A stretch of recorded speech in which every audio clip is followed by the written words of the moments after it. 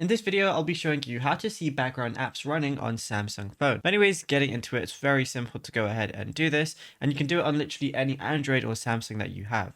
So let's just say I open up a bunch of different applications just to put in the background, just as an example. So we'll just do like quite a few. It doesn't really matter how many because they can all be in the background, right? And if you want to see any of the apps that are running in the background, because maybe you want to close one, maybe you want to go to one, or like, let's say, for example, WhatsApp, if you have it open in the background, it's still going to show that you're online.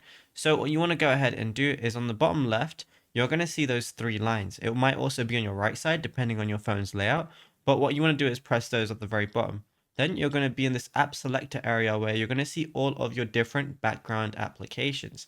And at this point, all you want to go ahead and do is I can go through and click on one if I want to, or what I could go ahead and do is press close all at the bottom, which is going to close all of them.